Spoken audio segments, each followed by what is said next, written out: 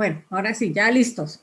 Muy buenas noches, hoy martes 29 de septiembre, que se nos acabó este mes, que han pasado estos meses supremamente rápido y bueno, ya como quien dice, iniciamos en la recta final de este año 2020. Y qué mejor para concluir este mes que tenemos la presencia y la compañía de la doctora Alegría Fonseca, una colega y además yo creo que una mujer de admirar por su inagotable fuerza, por su vitalidad, por su ejemplo, por su legado que igual ya ha dejado al país en materia de legislación ambiental en Colombia. Alegría, muy buenas noches, qué gusto tenerte en este programa. Y bueno, compartiendo tu experiencia y tu conocimiento con nuestra audiencia de Mujeres Online, que es una comunidad de esquema. Y bueno, valga la aclaración que este programa, aunque las invitadas son mujeres, porque tiene un propósito de descubrir ese rol que está teniendo la mujer en la sociedad actual, y esa esencia que le ponemos desde mujer al desarrollar nuestras actividades, nuestros trabajos, esa otra perspectiva. Esto no quiere decir que es un programa que a los hombres no les vaya a interesar o que los temas que toquemos acá no sean de interés de los hombres o no vayan a servirles también en el ejercicio de su profesión. Entonces, Alegría, muy buenas noches. Creo que desactivar el micrófono. Yo aquí lo... ¿Sí? Ahí para. Activa el micrófono. Ya. ¿Ya? ¿Me estás Listo. escuchando? ¿Cómo estás, Alegría? Lorena, ¿cómo estás? Qué gusto para Lorena y para Esquema, esa academia de arquitectura que tanto le ha servido al país, y para mi querido director, que debe estar por ahí oyéndonos, también un saludo muy especial. Me alegra muchísimo poder colaborar una vez más en este programa y estoy ahí para servirles en lo que se pueda hacer con el mayor de los gustos. No, el gusto es nuestro. Yo quiero contextualizar un poco a la audiencia de quién es la doctora Alegría Fonseca. Ella es abogada en Derecho y Ciencias, profesional en Derecho y Ciencias Políticas de la Universidad Nacional. Fue parlamentaria, donde desde allí incentivó y promovió todo el tema de legislación ambiental en Colombia. Ha sido premiada y galardonada tanto a nivel nacional como internacional por la labor que ha desempeñado a lo largo de su carrera. Ha sido seleccionada como de las 10 mujeres más importantes de Colombia. También en Estocolmo recibió el premio Mundial Global 500 de las Naciones Unidas. Es especialista en gerencia de proyectos en temas medioambientales de la Universidad de Getúlio Vargas de Brasil y también en desarrollo y medio ambiente de la Universidad Namur en Bélgica. Entonces tenemos acá a toda un personaje experto en temas de legislación ambiental y sobre todo que se conecta muy bien con los temas que nosotros promovemos tanto, que es todo el tema de la construcción sostenible, de la arquitectura bioclimática, de la bioarquitectura, bueno, tantos nombres que recibe últimamente, pero pues que finalmente van unidos es a que construyamos alineados en pro de mejorar el medio ambiente y no deteriorarlo. Entonces, bueno, Alegría, cuéntanos cómo te ha ido en esta cuarentena. Muy bien, he estado recluida por mi tierna edad, ¿no? No puedo salir a la calle, pero he estado trabajando muchísimo.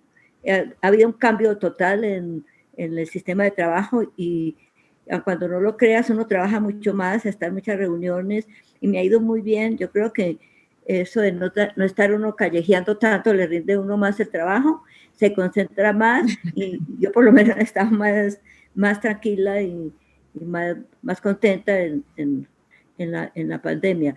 me hace falta salir, yo soy pescadora y navegadora, entonces me hace falta los ríos, me hace falta todo eso, pero ya llegará el momento en que me vuelva nuevamente a mi, pues a mi pesca y con mis amigos. Y aparte de eso, pues también aquí trabajando en Bogotá en la Fundación Alma, que es una fundación ambiental, ya cumple 36 años de fundada y ha hecho muchísimo por el país.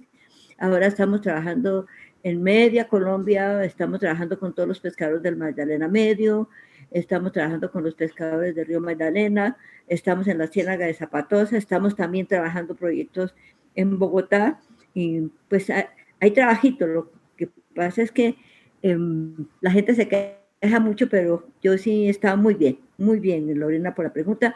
Espero que también ustedes en esa arquitectura les haya ido muy bien en su revista, que es excelente. ¿Ven? Sí. Ya. Bueno, aquí estoy silenciando mi teléfono porque me están llamando y entonces no podría Es que hablar. además déjenme anotar que Alegría vive súper ocupada. Lo Sí. que yo decía al principio, es incansable, es totalmente activa en todo su desarrollo profesional. Miren, nomás está frente a la Fundación Alma, dicta clases, con todos los proyectos que se manejan desde la fundación. Y pues nada, o sea, yo creo que Alegría es un gran personaje que tenemos hoy y bueno. Pues bueno, Entonces, ahí trabajando, ¿no? Yo creo que una de las cosas más buenas de la vida es cuando uno trabaja por la colectividad, por el medio ambiente, por la demás gente. Entonces se aburre menos y tiene muchísimos triunfos porque ve que lo que uno hace pues es como una semilla que está sembrando y que está germinando en el país. Entonces, eso me sí, llena de... es una satisfacción personal que no indescriptible esa sensación que se da, ¿no? A nivel personal cuando uno contribuye y ve cómo puede uno aportar a las comunidades. Entonces, Exacto. sí, eso es Esta tarde totalmente, eso queda en el alma.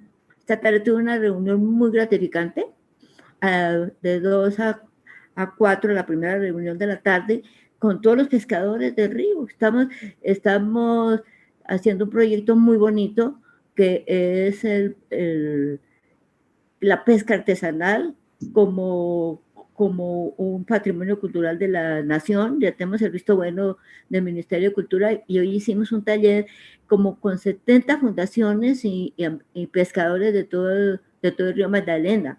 Entonces uno ve esa gente cómo está bien, cómo trabaja y cómo cree en el país y cree en uno. Entonces ahí está, ahí es la energía que le transmite a uno esas comunidades ribereñas de los ríos. Y ahora pues la satisfacción de poderme reunir con ustedes, es un esquema, es un centro de pensamiento ambiental desde el punto de vista de la construcción que tiene un historial muy grande y que Jackson, su director, pues es también un apóstol del tema. He tenido la oportunidad de estar algunas veces acompañándolo y entonces pues para él también mi salud especial, mi solidaridad y que siga para adelante con ese ambientalismo en la construcción, que es donde más tiene uno el contacto directo con la tierra, con el ambiente y con la calidad de vida y la felicidad de la gente rural y urbana. Entonces, estoy muy contenta de estar con ustedes. Ay, bueno, qué rico, alegría. Bueno, yo creo que, bueno, invitamos también a la audiencia que va entrando al programa, que si son nuevos, igual y no se han suscrito al canal, se suscriban y activen la campanita para que les lleguen las notificaciones de todas las cosas interesantes que les traemos semana a semana. Bueno, mi querida Alegría, entrando en materia carnudita, ¿qué tenemos para el día de hoy? Y yo quería, es que como el tema es grandote y el tiempo es corto, ¿no? Entonces, yo quisiera que habláramos un poquito de cómo está la institucionalidad ambiental en Colombia, así en general, sin hacer énfasis en cada uno de los temas que tiene la legislación, porque son muy grandes, pero entonces sí, yo quisiera hacer como un paseíto muy corto de cómo estamos funcionando en Colombia desde el punto de vista institucional. Entonces, traigo aquí una presentación sobre esta legislación. Y entonces tenemos una pequeña agenda, cómo yo estoy ligando la cuestión institucional del país a los sucesos ambientales mundiales.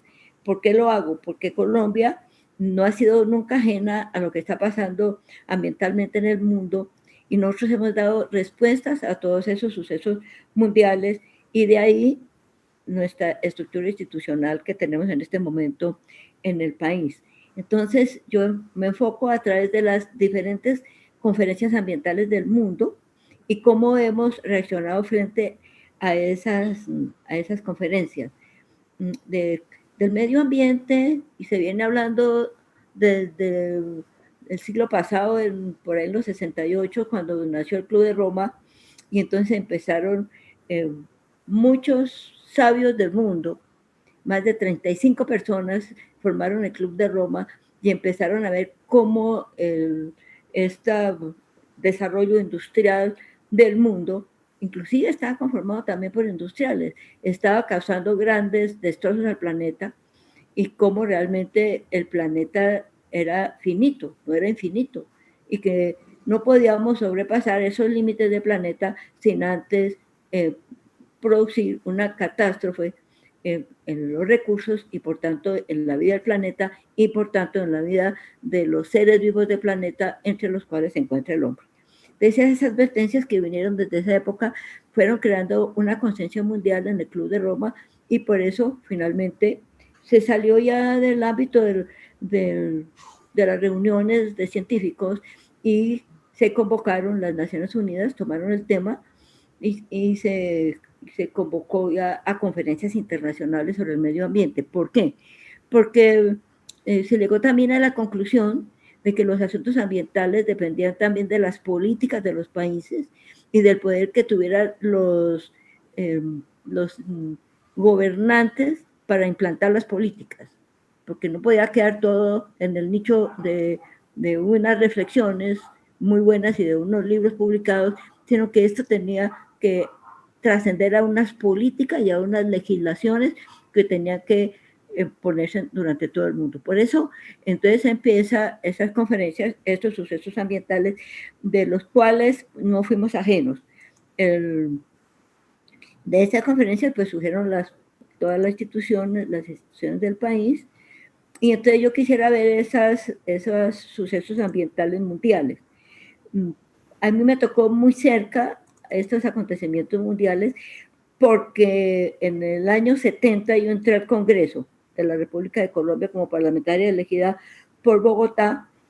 Yo había hecho ya una carrera aquí política, había sido concejal de la ciudad de Bogotá, había hecho muchos trabajos acá, fui la fundadora de la Lotería de Bogotá, que es una lotería que le da en ese momento asistencia, cosas de salud, de educación y tal, pero la cuestión ambiental la tenía en el fondo de mi corazón y justamente cuando iba a llegar al Congreso en los años 70 fue que sucedió esta conferencia de Estocolmo, que fue la continuación de lo que estos sabios dijeron en el Club de Roma, que finalmente se hizo esta conferencia de Estocolmo. En la conferencia de Estocolmo asistieron todos los gobernantes del mundo, asistió Colombia.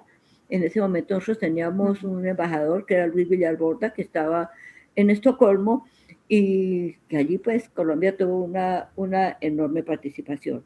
Esto fue en el año 72, y tenemos la otra conferencia mundial que es a los 20 años, que la conferencia de Río de Janeiro.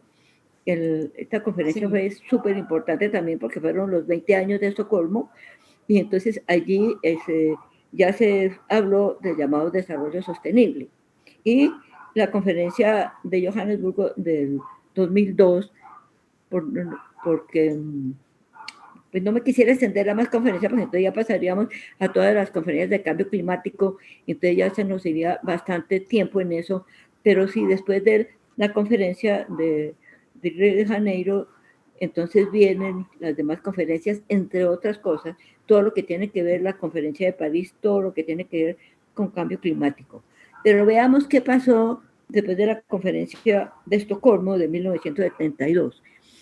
Una vez que llegaron las conclusiones de esta conferencia mundial de Estocolmo, nos llegó al Congreso las conclusiones de, de la conferencia. El encuentro. ¿Cómo? Del encuentro, de las conferencias. Las conclusiones de la conferencia no llegaron a esto, y dentro de eso estaba pues la necesidad de hacer una codificación ambiental, la necesidad de tomar unas políticas ambientales para el país. Entonces ahí se hizo una ley en el año 73, la ley 23 de 73, yo fui una de las autoras de esa ley, en la cual tomábamos gran parte del contenido de la conferencia, y en uno de los apartes de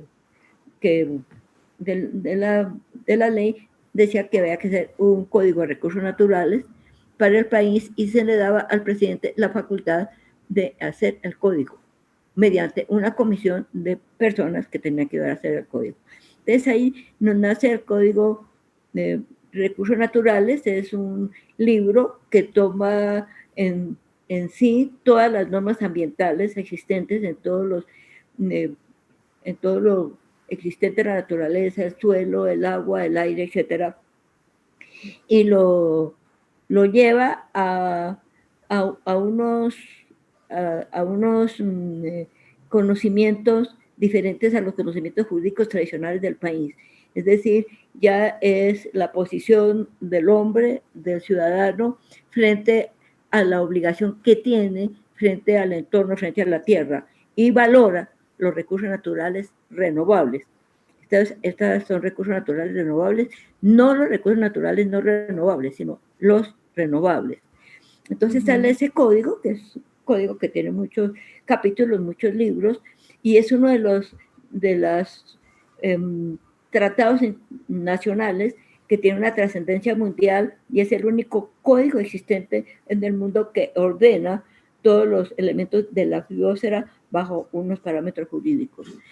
Eso luego, a partir de ahí, entonces ya quedan los recursos naturales dentro del código, pero entonces viene la parte sanitaria que no se había tratado en el país. Entonces viene el Código Sanitario Nacional. Código Sanitario Nacional, yo fui ponente de ese código, por eso puedo contar cómo es ese código. El Código Sanitario Nacional toma muchas normas del Código de Recursos Naturales, Renovables y el Medio Ambiente, y los convierte en elementos para la salud. O sea, el uso de esos recursos tiene que ser con tales parámetros que no le hagan ningún daño a la salud humana. Entonces ahí viene el código que empieza a reglamentar muchísimas cosas. Hay parte aire, parte agua, parte cárnicos, bueno, tiene todo, cosméticos, cárnicos, el agua, el aire, y ese código es reglamentado para cada uno de esos decretos reglamentarios. Además, una comisión que actuó dentro de los dos códigos reglamentó tanto el Código de Recursos Naturales como el Código Sanitario Nacional, de tal manera que en este momento se formó como una unidad jurídica para el país, desde el punto de vista del cuidado de recursos naturales, del cuidado de la salud a través de parámetros. Lo importante del Código Sanitario, que no tenía el Código de Recursos, es que el Código Sanitario creaba sanciones a quienes violaran los parámetros permisibles, parte agua, parte aire, etcétera, de tal manera que tenía el llamado de atención, la multa, el decomiso y el cierre total de las empresas que violaran esos parámetros. Ya tenemos la parte de los recursos naturales y tenemos la parte sanitaria con sus grados de reglamentación, que son estos códigos. Sin embargo, además de que teníamos toda esta gama de esto, estábamos muy mal respecto a las instituciones, ¿no? No teníamos, estábamos tratando de hacer un manejo institucional que tuviera que ver con la codificación, para que no hubiera multitud de competencias que se contradijeran en diferentes partes. Teníamos por corporaciones regionales que dependían del INDERENA, que eran de conservación, corporaciones regionales que dependían de planeación nacional, que eran de desarrollo, y en esas circunstancias pues era muy difícil la aplicación de los códigos. Entonces empieza todo ese tema de la descentralización del país, que también es histórico y es muy importante. Bueno, yo diría que estos son como los principales aportes que se hicieron después de la conferencia de Estocolmo, así a grandes rasgos, porque es mucho Esos lo que fueron había. los hijos que empezaron a nacer en tema de reglamentación en materia ambiental. ¿Cómo? Son como los primeros, la primera normatividad que empezó a salir en materia ¿Cómo? de reglamentación ambiental. Sí, porque las leyes estaban regadas, sí, pero no guardaba ninguna relación, la codificación unificada y reglamentada no guardaba ninguna relación con la constelación de instituciones y el desorden que existía en el país. Por un lado teníamos una entidad que conservaba los recursos naturales, que era el INDERENA, que dependía del Ministerio de Agricultura, pero el Ministerio de Agricultura al mismo tiempo tenía otras instituciones como el INCORA, que daba incentivos por tumbar el bosque para que adquirieran la propiedad, las personas que hicieran esa acción. Entonces, ese es un ejemplo que pongo de cómo esa deforestación se fue pasando al tiempo que el pobre Inderena, que era una entidad muy pequeña, tenía que velar por los recursos naturales del país, no solamente por el bosque, sino por el agua, por la fauna, etc. Pero entonces, mira, Lorena, que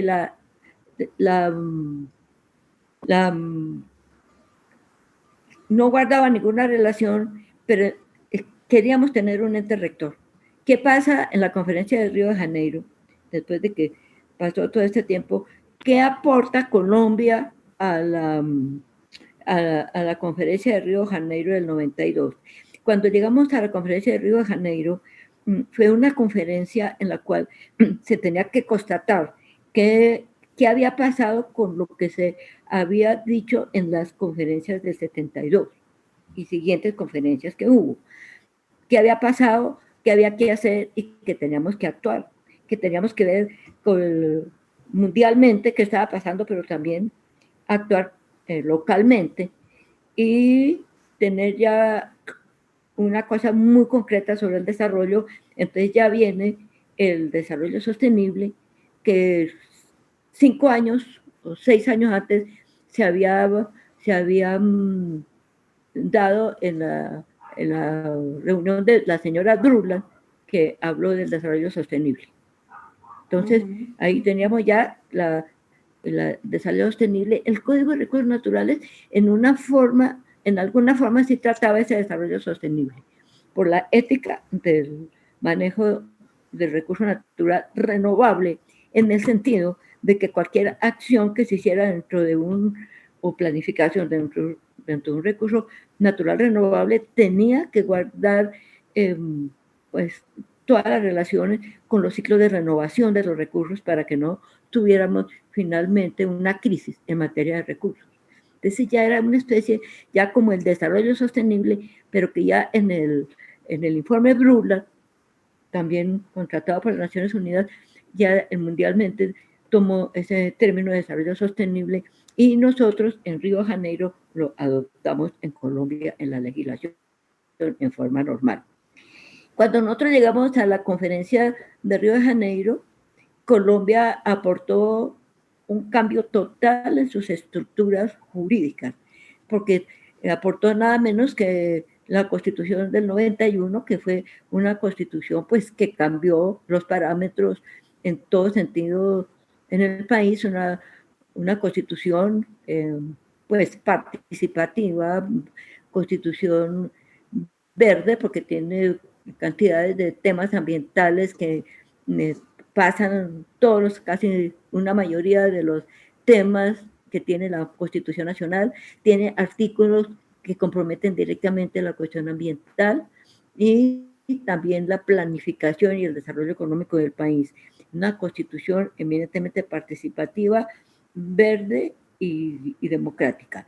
Nosotros llegamos ya a Río de Janeiro con una constitución nacional que había tomado gran parte de eso, gran parte del Código de Recursos Naturales lo volvimos o lo convertimos, digo porque pues, hablo en plural, qué pena, porque yo estuve en ese tema, convertimos muchos de los artículos del Código de Recursos Naturales en una norma superior, o sea, la norma constitucional.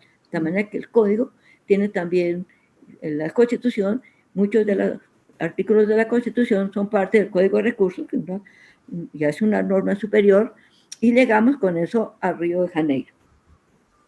Río de Janeiro adoptamos la desarrollo sostenible, se produjo la reunión allá de bosques, y al final Colombia creó el Ministerio del Medio Ambiente. La ley 93, la ley 94 de 1993, que crea el Ministerio del Medio Ambiente. Era un sueño que teníamos los ambientalistas de Colombia de cómo podríamos tener un ente rector que aglutinara todos los temas ambientales, que fuera un elemento de aplicación de las diferentes leyes, pero además que adoptara las políticas nacionales desde el punto de vista ambiental. ¿Qué se quiso hacer con ese ministerio? Se quiso hacer un ministerio que fuera un ministerio pequeño, pero que tuviera todos los sectores socioeconómicos centrados en su organización, pero además que fuera poderoso en sus políticas, y que irradiara esas políticas. Por eso dentro del ministerio se creó la Junta Ambiental Nacional, que es en donde toman todas las decisiones políticas a desarrollar en compañía de los demás ministerios, porque el medio ambiente es interdisciplinario por su contenido, pero también intersectorial por su aplicación. Así que casi todos los sectores socioeconómicos tienen que ver con el medio ambiente. Hablando pues de todos los ministerios, lo que es educación, minas, energía, etcétera, todos tienen que ver con la cuestión ambiental, y entonces para evitar las pugnas entre las políticas, se unificaban las políticas alrededor del ministerio, pues era el pensamiento que se tenía. Entonces se adopta el ministerio, esta ley en las primeras partes de la ley da unos parámetros importantes respecto al desarrollo sostenible y respecto a cómo se deben aplicar las normas ambientales y cómo sería el desarrollo ambiental del país. Es tanto así que las nuevas generaciones de Colombia creen que la cuestión ambiental nació a partir de esa ley.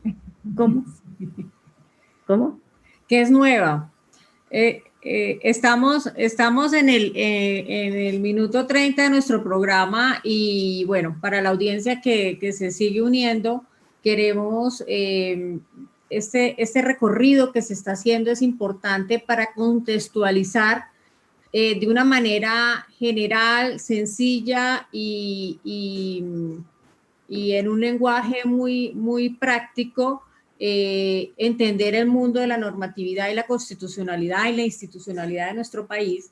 Entonces, creo que la doctora Alegría nos lo está explicando de una manera muy sencilla, de cómo ha surgido toda la normatividad en materia ambiental y el proceso que ha tenido Colombia en avance de normatividad ambiental.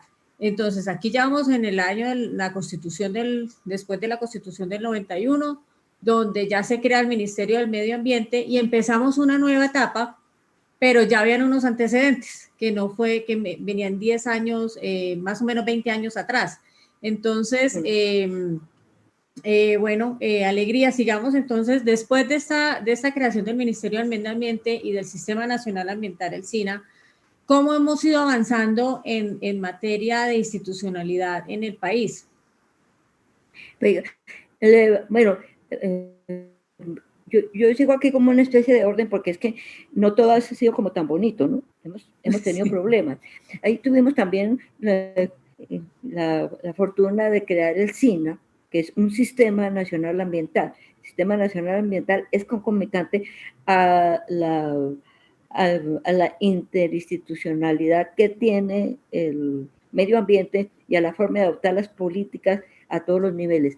También se hicieron otras leyes ambientales que pues no es el momento de tratarlas porque no tenemos el tiempo suficiente, pero hay muchísimas otras leyes ambientales que se hicieron, y entonces sigamos al año 2002, que ya viene la conferencia de Johannesburgo. Pues que mire cómo, ¿verdad? Cómo pasa el tiempo y cómo vamos, Cada década. ¿cómo? Décadas. Prácticamente cada década han habido avances en materia ambiental. No, sí, en materia ambiental. Entonces aquí, después de Johannesburgo, que fue una conferencia bastante opaca, porque realmente lo de Johannesburgo fue una pelea entre los países del norte y los países del sur, porque no se aplicaban las normas de por qué los países ricos no le daban nada a los países pobres. Entonces fue un desastre, no fue una conferencia tan exitosa como las conferencias anteriores. ¿Y qué nos pasó a nosotros? Vino esta época en que reestructuraron el Ministerio del Medio Ambiente, que si bien tenía sus fallas, era el Ministerio de los Recursos Naturales que lo manejaba, y entonces hace la reestructuración del Ministerio del Medio Ambiente y le agrega vivienda y desarrollo territorial. Entonces, aquí sí viene, aquí fue la quiebra total del ministerio, porque un ministerio reestructurado en esta forma, la cuestión ambiental pasa a un segundo plano. Entonces había un ministro del medio ambiente, un ministro de la vivienda y del territorio, y un viceministro de vivienda y territorio, un viceministro del medio ambiente, y finalmente lo que privaba era realmente la vivienda y el desarrollo territorial, porque a la gente pues le importaba mucho la vivienda, y los mayores recursos que tenía en ese momento el ministerio eran para la vivienda y el desarrollo territorial. Yo recuerdo que cuando el primer ministro que asumió este ministerio, cuando la reestructuración del ministerio, el primer ministro del medio ambiente, cuyo nombre me lo reservo en este momento porque es muy conocido, pues se echó el primer discurso, dijo, ahora sí vamos a hacer una cosa espectacular aquí con el ministerio. Y entonces echó el discurso y dijo, pues le cuento a todos los colombianos que bajó el cemento. Entonces, en ese momento decimos, bueno, ese es el ministerio del tubo y de la construcción, pero no del medio ambiente. Todo un ministro que dijo este discurso, dijimos, pues esto cambió. Y realmente, pues el ministerio se vino abajo en ese momento. Aquí, no sé si les interese, pero tengo cómo está estructurado el SINA, cómo funciona el SINA. Cuando nosotros estábamos trabajando lo del SINA, que nosotros trabajamos el proyecto del ministerio, antes que no queríamos ministerio, sino un departamento administrativo del medio ambiente, que nos parecía menos político, pero este SINA sí lo veníamos trabajando. Entonces tenemos aquí las macropolíticas, con el presidente de la República, las políticas sectoriales con los ministerios, Planeación Nacional, y las políticas pequeñas, que serán las gobernaciones, alcaldías y CARS, y ONGs, y etcétera. De las políticas, ¿cómo? Sí, las políticas. Comunidades hacen parte de él. O sea que, alegría, en ese tiempo lo que tuvimos fue un retroceso en materia ambiental. Pero el sistema no se terminó, afortunadamente, pero el retroceso de materia ambiental fue total. Claro. ¿no? Fue total, y entonces el ministerio se volvió el ministerio del tubo y del cemento. O sea, aquí está lo que es el SINA, ¿no? Que están las instituciones públicas, las privadas, las leyes, los tratados, los recursos, etcétera. Entonces, eso sería como el SINA. ¿Qué pasó con el ministerio? No sé si tenga esta diapositiva acá, pero no la tengo porque quería darles como una noción de lo que es la participación ciudadana, que también le puede servir mucho a la gente. Pero ¿qué ha pasado con el ministerio? En la llegada de la presidencia de Santos, todo esto del ministerio fue cuando la presidencia del presidente Uribe, al llegar Santos y ver pues el retroceso enorme que tenía el ministerio, resolvieron reformar el ministerio. Dijimos, no, pues el ministerio tiene que ser Ministerio del Ambiente, y entonces hicieron una reforma del ministerio, enorme reforma del ministerio, pero al ministerio le quitaron la vivienda y el desarrollo territorial. Entonces el ministerio quedó, y el agua. Entonces el ministerio quedó con los recursos naturales, lo que es el territorio, y salió, y lo que es la fuente donde se produce el agua tampoco le quedó dentro del ministerio. Entonces el ministerio quedó sin territorio, quedó sin la posibilidad del cuidado del agua en sí, del manejo del agua en el país, y sobre todo quedó sin la facultad de dar las licencias ambientales porque crearon el ANLA, una institución. O sea que el manejo de territorio y del agua, que serían fundamentales para proteger temas de medio ambiente, ¿en manos de qué quedó? ¿Estado de vivienda? El de vivienda, sí, quedó en el Ministerio de Vivienda. Como al sacar, al extinguir las funciones respecto de vivienda, esto salió del ministerio, el ministerio quedó solamente con los recursos naturales nomás, quedó sin el territorio, sin la vivienda, sin el agua y sin la facultad de dar las licencias ambientales, que le quitaron la facultad de licenciamiento, que es importantísimo dentro del ministerio. Y crearon el ANLA, Claro, que es... porque si no, entonces estaba politizando. ¿Cómo? Claro, porque si no, entonces estaba yendo a ser politizada, finalmente el tema de las licencias. Si es que las licencias ambientales las tenía que dar al ministerio, porque es que una licencia ambiental tiene un estudio de impacto ambiental. Y el estudio de Claro. impacto ambiental es una herramienta de la planificación del territorio. No es solamente una patente de corso para que hagan una explotación minera o para que hagan un edificio, lo que sea. No, una carretera, no. Es el estudio en sí, es una forma de ordenar el territorio, de qué pasa en los diferentes territorios, pero además pues dar la licencia y ver que las obras se hagan con la mitigación del caso. Pero es el momento en que el ministerio no tiene esa facultad la tiene una entidad aparte del ministerio que se llama el ANLA, que es súper poderosa. El ministerio tiene de golpe un asiento dentro del ANLA, pero no tiene la facultad de dar las licencias ambientales. Entonces, el ministerio está acéfago en eso. Yo, ahorita en una intervención que hubo en el Senado que me invitaron, yo le dije, pues hagan realmente una reforma del SINA que valga la pena, porque si no tenemos la facultad de dar las licencias ambientales, no sabemos qué está pasando en el territorio. Entonces, ¿cómo un ministro Claro. de repente le organiza el dragado del río Magdalena? Y esto pasó por el ARLA, pasó por no sé dónde. ¿Cómo un ministerio maneja esto? Entonces el ministerio lo tienen sembrando maticas, haciendo la reforestación, pero no, y manejando la flora, la fauna, pero no tiene el poder. No tiene el control del territorio. El territorio no tiene control del territorio en materia ambiental. No lo tiene y no tiene la facultad de decir qué se hace dentro del territorio, que es la licencia. Perder esa facultad es perder la cabeza. Entonces, está el ministerio. ¿Y el ANLA quiénes son los que dirigen eso? ¿Cómo? ¿Quiénes dirigen el ANLA? Es una entidad independiente, con junta directiva.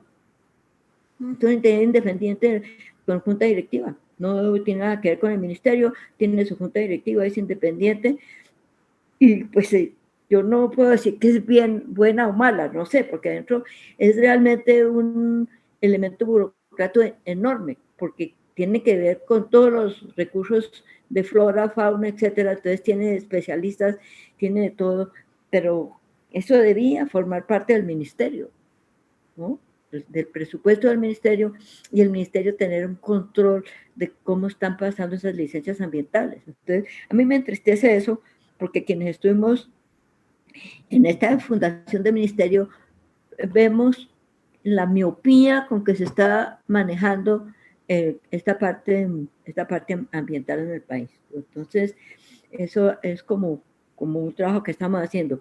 Sin embargo, pues tenemos el Sistema Nacional Ambiental, que como todos saben está funcionando a través de las corporaciones regionales, que están bastante cuestionadas porque muchas de ellas pues han seguido a las cuestiones políticas, se han encontrado elementos de corrupción, pero yo creo que las corporaciones son buenas porque es el medio ambiente, son las entidades ambientales de los departamentos y de las regiones que tienen, que conocen el sitio y pueden manejar los recursos, obviamente bajo la supervisión del ministerio y con las políticas del ministerio organizados, pero desde el punto de vista de la descentralización y de la autonomía, que son las corporaciones regionales. Bueno, yo creo que ya hemos como llenado el tiempo respecto a la institucionalización, las leyes, las instituciones, y yo tenía aquí, no sé si tendremos tiempo. Sí, sí, sí alcanzamos, tenemos 20 minuticos. Bueno, en 20 minuticos yo creo que hay una cosa que me parece que es importante que conozcan los colombianos, que es los mecanismos de participación ciudadana. Mecanismos de participación ciudadana que nacen a partir de la Constitución Nacional, que antes de la Constitución del 91 nosotros teníamos un país eminentemente centralista, no participativo, pero con la Constitución cambia el país y nos dan herramientas para participar. Lo que sucede es que no tenemos la cultura de participación, no sabemos cómo hacerlo. Hasta ahora, después del 91, hasta unos años anterior, 5 o 6 años antes, se ha venido viendo la participación ciudadana, la gente aprendió a participar y por eso está usando las diferentes acciones que se dieron a través de la Constitución Nacional y a través de las leyes. Entonces tenemos unos mecanismos de participación que sería pues la participación política, que ya lo conocemos, ya pasamos por la participación, que ya pasamos por el referendo, que ya se sabe cómo funcionó, una participación administrativa. Participación administrativa, tenemos varias acciones que son la acción de petición, se lo establece el artículo 23 de la Constitución, en que todo el mundo tiene derecho a hacer sus peticiones y el Estado de responderlas en un término determinado. Si no lo responde, pues entra el funcionario en desacato y entonces ya sería una tutela. Pero entonces está el derecho a petición, muchas cosas se han ganado ya por derechos de participación. Está la audiencia pública, que son las audiencias que se hacen a los proyectos para que la gente conozca cómo va el proyecto, que lo perjudica, para que la gente participe, para que diga qué quiere del proyecto. Entonces se hacen estas audiencias públicas que pueden ser obligatorias o pueden ser pedidas por la comunidad. Y las consultas, estas consultas a los pueblos indígenas y las consultas a las comunidades negras. Y obviamente pues, a los campesinos, los de las regiones. Estas consultas han sido muy importantes y es tanto así que en este momento están atacando las consultas, porque es que las consultas de las comunidades y de los indígenas están siendo una talanquera para el desarrollo minero, para el desarrollo pues, de toda la infraestructura del país, y están tratando de suspender las consultas o de reglamentar las consultas con el ánimo de disminuir la posibilidad que tienen las consultas de poner sobre la mesa las problemáticas de las regiones y de las comunidades respecto a proyectos que los pueda perjudicar. Y los consejos directivos de las CAR, que también es una forma de participación, en donde hay unos delegados de las juntas directivas de las CARES, en donde están los delegados de las ONGs, de las empresas, etc. Entonces, ahí tenemos ya una parte de lo que es las consultas desde el punto de vista administrativo. Desde el punto de vista judicial tenemos las llamadas acciones. Yo creo que todo el mundo ya conoce que es la acción de tutela, que es la acción popular, la acción de cumplimiento, la inconstitucionalidad, pero la acción de tutela es una de las acciones que más está atacada ahora, porque la acción de tutela es una acción muy fácil de hacer, no necesita un abogado, pero además tutela los derechos de las personas que están en la Constitución Nacional, o sea, los derechos fundamentales taxativamente presentados dentro de la Constitución Nacional. Ahí cómo se tutela el medio ambiente, las últimas sentencias de las Cortes, porque si bien el derecho ambiental no es un derecho fundamental, pero sí se hace indirectamente por el derecho a la vida, a un ambiente sano, que indudablemente tiene que ver con la vida y con la salud. Y la salud. Entonces, en estos momentos se están ganando acciones de tutela ambientales por la salud, por la vida y por el derecho de un ambiente sano, que el derecho de que todo el mundo tenga derecho a un ambiente sano es lo más democrático que puede existir, porque el ambiente sano se le da a toda la humanidad y a todos los seres vivientes. Y las acciones populares, bueno, esta acción de tutela solamente trae sus consecuencias de la sentencia para la persona que presenta la acción de tutela, ¿no? No para la comunidad, sino para la propia persona que tutela. Entonces, hay muchas acciones de tutela respecto a la salud, entonces tutelan la salud en las EPS, entonces le da el privilegio a la persona que presentó la tutela. Las acciones populares estaban dentro del Código Civil del año 800. Esta era una acción que se pasó a la Constitución Nacional. Es una acción en la cual uno puede reclamar los derechos de las comunidades porque considera que son violatorios de muchas cosas, ¿no? De lo que viola la vida, que lo que sea, ¿no? Que una acción popular se hizo, por ejemplo, por los cerros orientales. Acción popular que afecta a la comunidad, el interés de la comunidad, básicamente. Afecta a los intereses, pues si la comunidad la puede presentar cualquier persona individualmente, si quiere presentarla, y esa sí es una acción cuyas sentencias pues son plurales hacia la comunidad. Hay acciones populares que finalmente las sentencias la hacen seguimiento a lo que ordenan los jueces, otras no. El caso de los cerros orientales aquí y del río Bogotá, lo hizo una acción popular, un ciudadano presentó la acción popular, fue admitida y en este momento están haciendo todo lo que se está haciendo por el río Bogotá y lo que se está haciendo por los cerros orientales obedecen a una acción popular en la cual los jueces están haciendo un seguimiento a lo que están haciendo las entidades con la descontaminación del río Bogotá y les están tomando pues el pulso de qué están haciendo, le está haciendo seguimiento a esa acción popular. Y la acción de cumplimiento es una acción que uno puede presentar ante las entidades, si no cumplen, no presenta su acción de cumplimiento, y la acción de inconstitucionalidad también. Uno puede presentar, cualquier ciudadano puede presentar una acción contra una disposición gubernamental que considere que va contra la Constitución Nacional. Y la acción de cumplimiento cuando no se cumplen las leyes por parte de las instituciones. La acción de nulidad y las acciones penales. Entonces yo quiero con esto, como después de este recuento, en que tenemos la participación, tenemos la forma institucional con una evolución de varios años y ver cómo estamos en este momento en la participación ciudadana. Entonces, Alegría, nos quedan unos minuticos y quisiera aprovecharlos. Bueno, con el mayor de gusto. ¿Sí?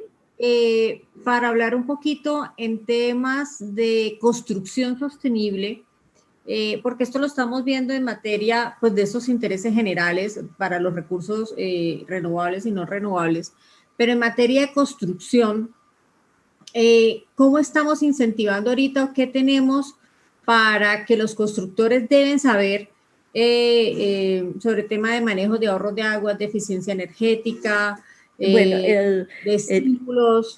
Sí. Hay una política, no hay políticas nacionales sobre la construcción sostenible, que son muy buenas las políticas, se las pueden consultar, y ahí entra a jugar también un poquito, pues, alegría, porque yo soy la autora de la Ley de Ahorro y Uso Eficiente del agua, ahorro y uso eficiente del agua.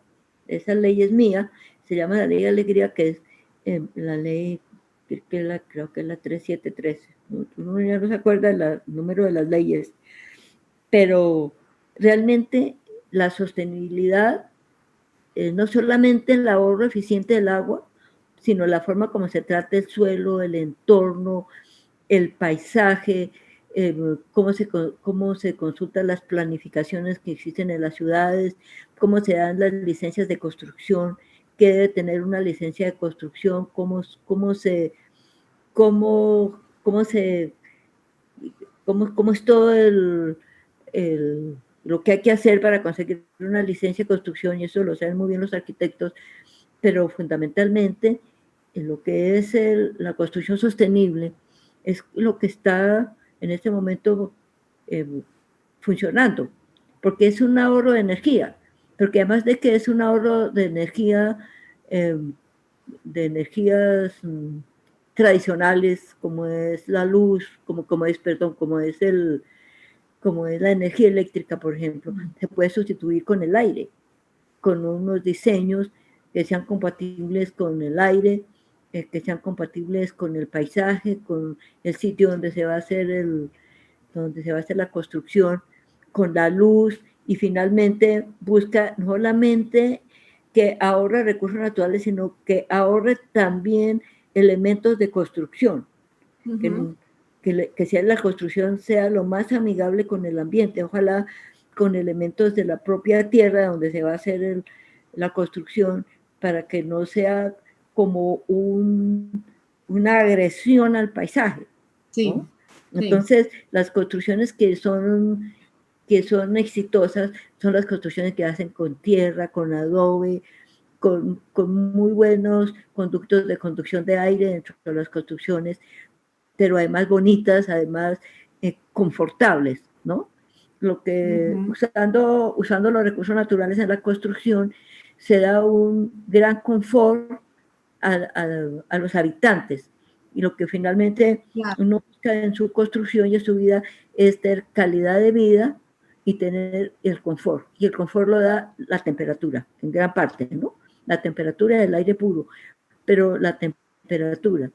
Las construcciones antiguas no sostenibles están en este momento como haciendo remediación de sus errores, del calor que da una oficina cerrada todo el día con sus vidrieras cerradas y un huequito para respirar y el resto aire acondicionado, por ejemplo. La gente pasa muy mal ahí, produce mal, está apiñuscada, no tiene aire puro. Entonces, imagínense, es como un pescado metido en una pecera, ¿no? Dando vueltas. Entonces eso no es. Entonces la construcción sostenible es sostenible con el ambiente, sostenible con el paisaje, sostenible con los elementos de construcción y sostenible también con la calidad de la vida. Porque yo creo que el desarrollo de un país no es tanto la producción económica del Producto Nacional Neto o Bruto, como se llame, sino un producto que produzca felicidad y calidad de vida a la gente, el buen vivir. Es que ahora acabamos de sacar con Julio Carrizosa Umaña un libro que lo hicimos entre los dos, que es Boyacá Compleja, que le dimos la vuelta a todo el departamento con el bicentenario, visitando los pueblos y viendo cómo era el buen vivir, de cómo uno con muy poquita plata vive bien, y pueblitos sí, que son pequeños, que tienen muy poquitos recursos, son felices, no necesitan mucha cosa. Entonces, yo creo que esa simplicidad debe ir a la construcción, debe ir a los sitios donde uno tiene que permanecer, donde tiene que dormir, donde tiene que desarrollar sus actividades, tanto de la familia como de sus negocios. Y ahora con esta pandemia en que estamos reducidos a los sitios de vivienda y convertimos los sitios de vivienda en oficinas, pues con mayor razón. Sí, porque ahora tenemos múltiples usos en la alcoba, en el comedor, y cuando los sitios son pequeños y no tienen ventilación, pues terrible. Entonces, yo creo que ahí ustedes, con la arquitectura sostenible, yo creo que van a la vanguardia de muchas cosas. Y yo conozco también muchas firmas y muchos arquitectos que en este momento están trabajando con mucho éxito la sostenibilidad, que, que no es Sí, desde y el diseño, ¿no? Porque es que es mejor diseñar otro gran ejemplo es sosteniblemente.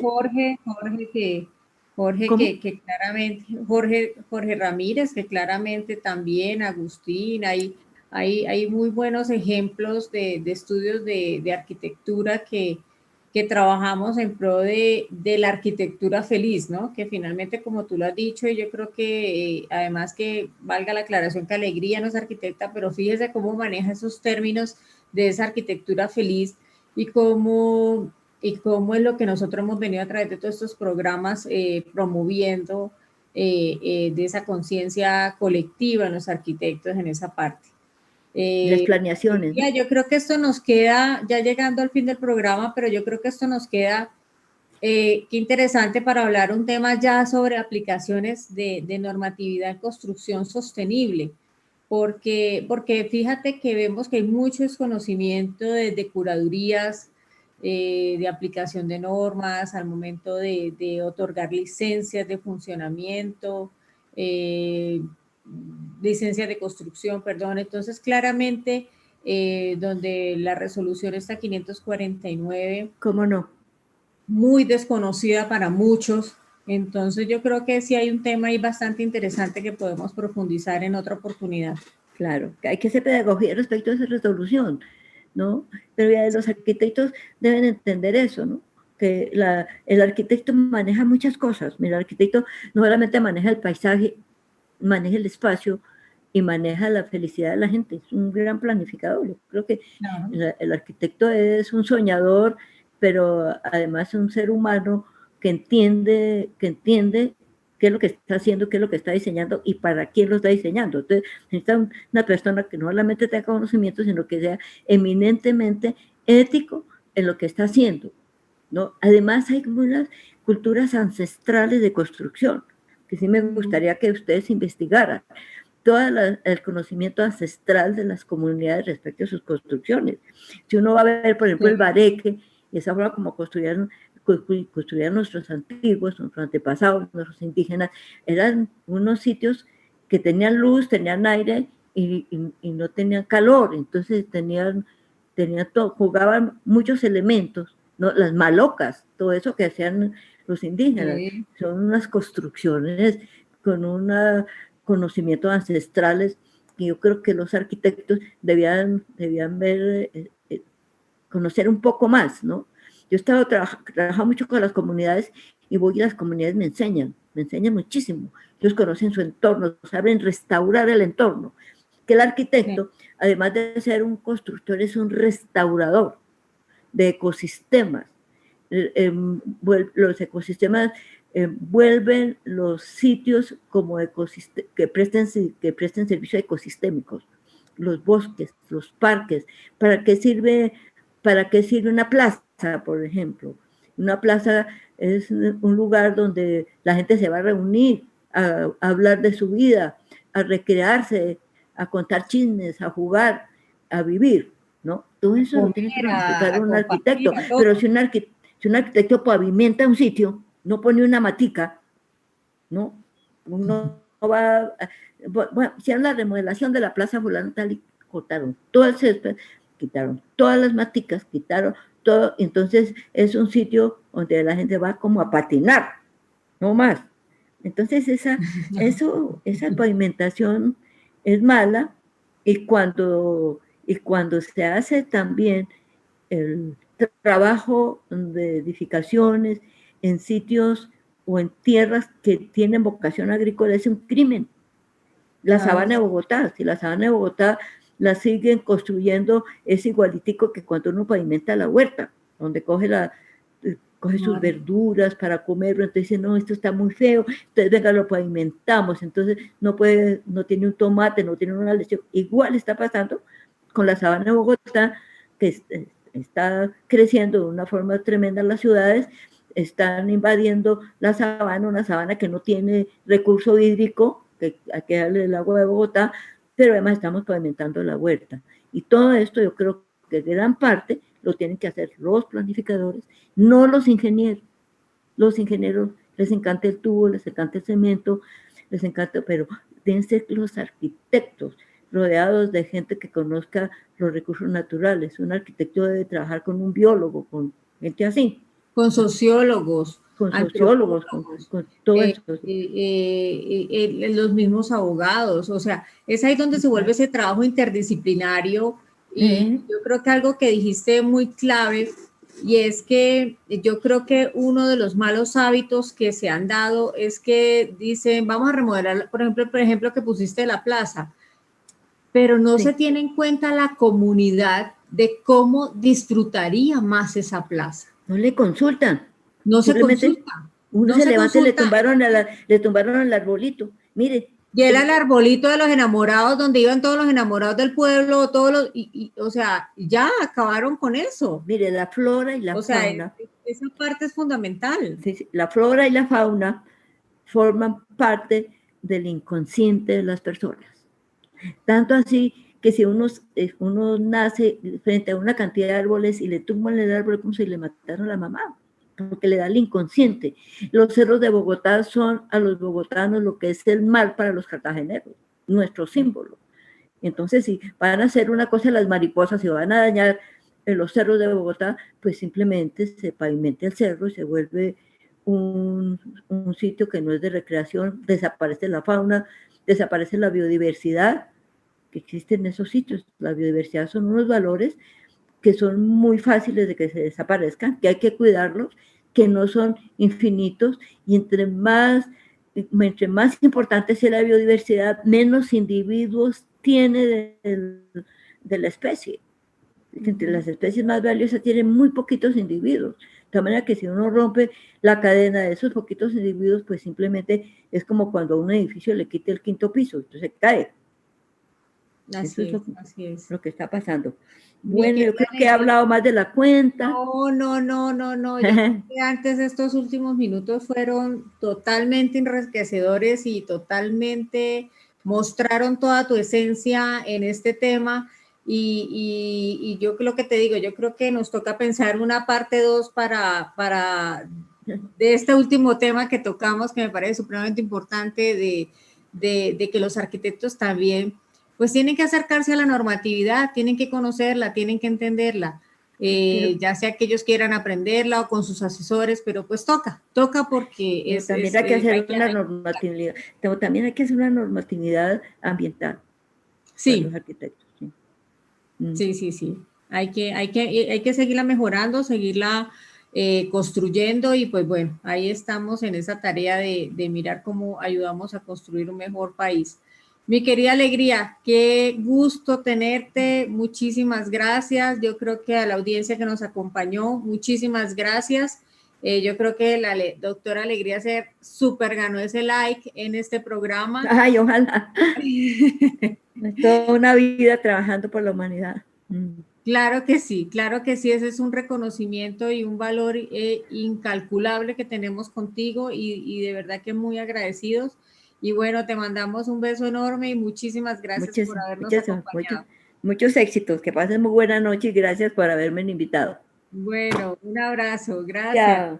Chao.